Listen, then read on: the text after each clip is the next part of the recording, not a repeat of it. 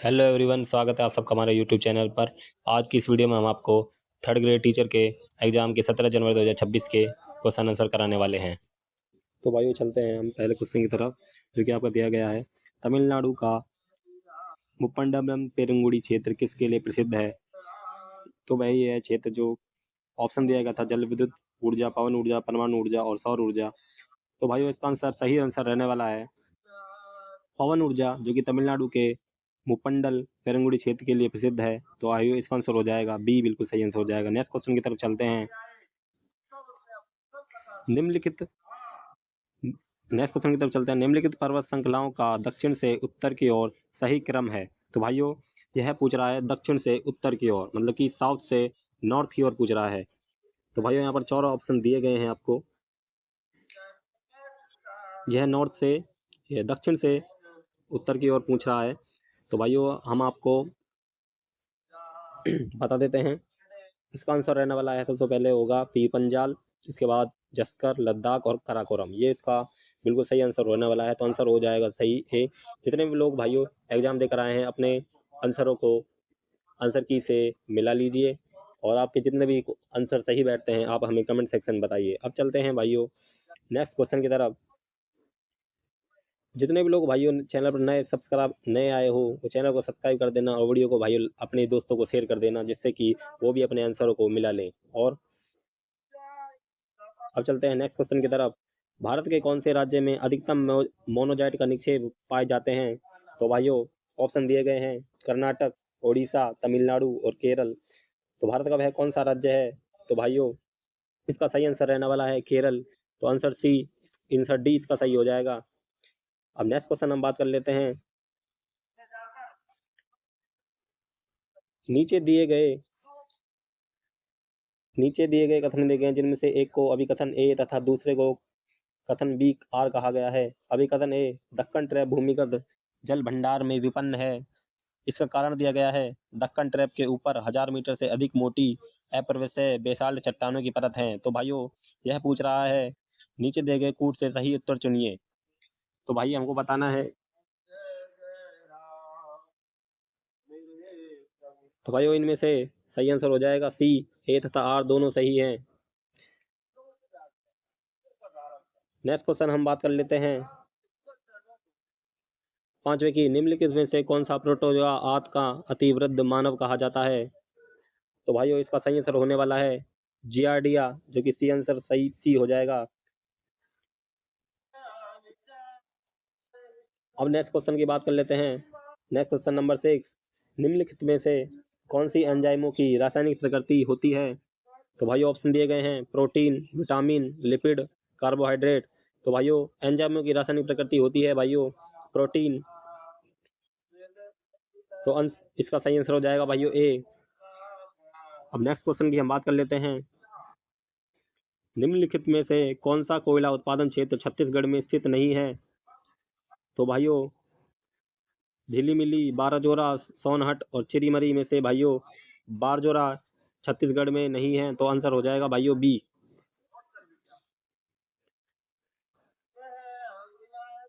और चलते हैं हम नेक्स्ट क्वेश्चनों की तरफ।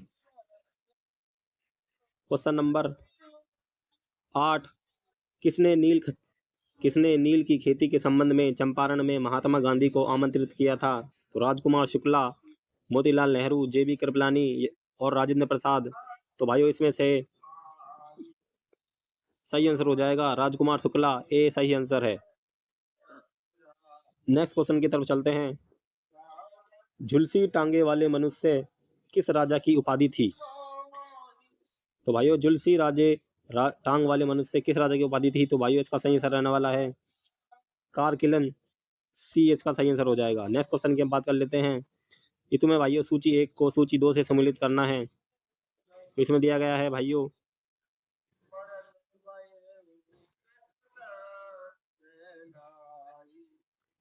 अभिलेख और शासक दिए गए हैं। तो भाइयों सबसे पहले हम बात कर लेते हैं हाथी गुम्फा अभिलेख, जो कि खारवेल। फिर बात कर लेते हैं मंदसौर अभिलेख, ये जाएगा भाइयों यशोधर्मन।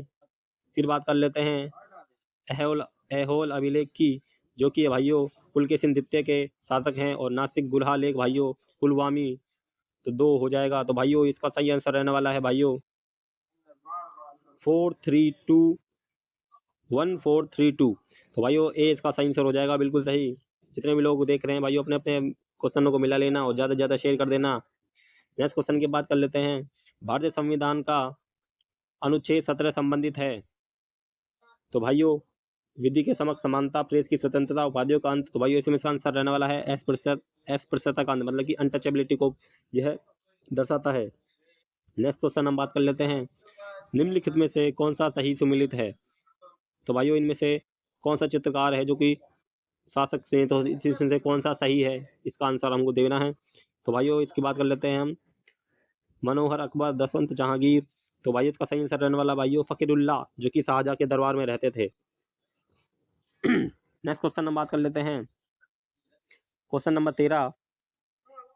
खोंड आंदोलन 1846 से 55 ब्रिटिश सरकार द्वारा जनजातियों की किस पारंपरिक प्रथा को बलपूर्वक समाप्त करने के कारण शुरू हुआ? तो भाइयों इसका सही आंसर रहने वाला है पशु बलि, शिशु बलि, नर बलि या उपयुक्त में से कोई नहीं। तो भाइयों इसका सही आंसर हो जाएगा नर बलि। आंसर सी सही है।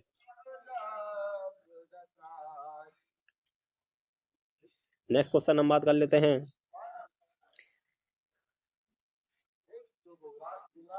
भारत के संविधान में के किन अनुच्छेदों में देश की निर्वाचन प्रक्रिया से संबंधित प्रावधान किए गए हैं? निर्वाचन प्रक्रिया से संबंधित प्रावधान। तो भाइयों A B C D.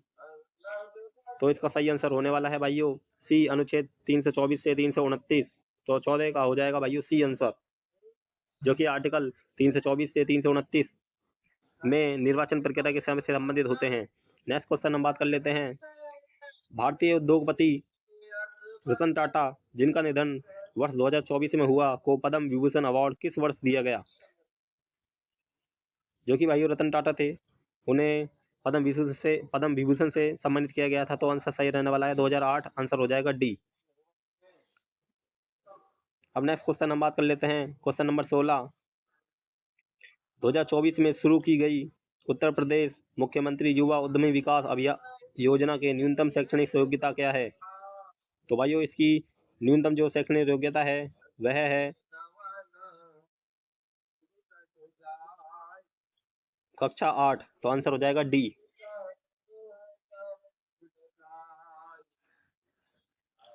Question number 17। 2024 में भारत के प्रधानमंत्री को किस देश ने द ऑर्डर ऑफ एक्सीलेंस से सम्मानित किया?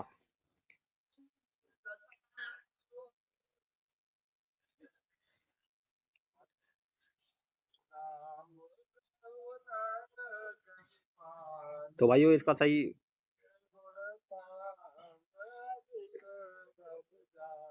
आंसर रहने वाला है सी, गुआना।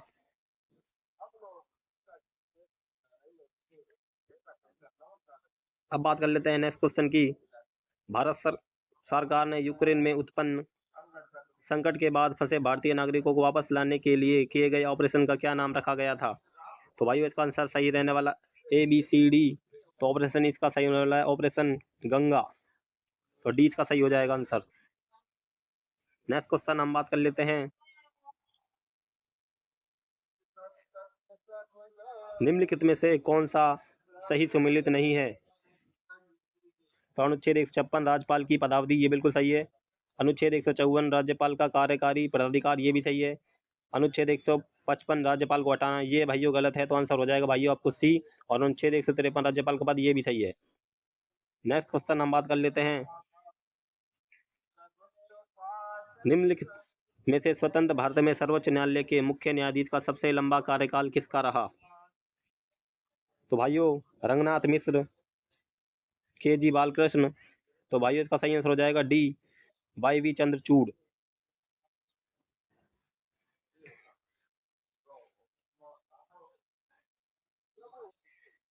अब नेक्स्ट क्वेश्चन हम बात कर लेते हैं 21। निम्नलिखित में से कौन सा अम्ल सोने को गला सकता है? तो इसमें सही आंसर हो जाएगा भाइयों एक्वारेजिया, सी इसका सही आंसर है। नेक्स्ट क्वेश्चन हम बात कर लेते हैं सूची 1 को सूची 2 से सम्मिलित कीजिए और सूचियों के नीचे दिए गए कूट का प्रयोग सही उत्तर चुनिए। तो इसमें दिया गया है वृद्धन और उदाहरण। तो डीएनए, तो भाइयों डीएनए से सम्मिलित है,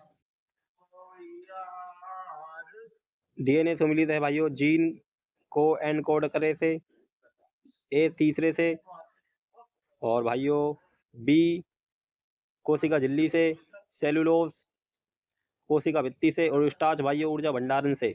तो भाइयों 3, 2, 4, 1 इसका सही आंसर रहने वाला है। तो भाइयों आंसर इसका बी सही हो जाएगा बिल्कुल।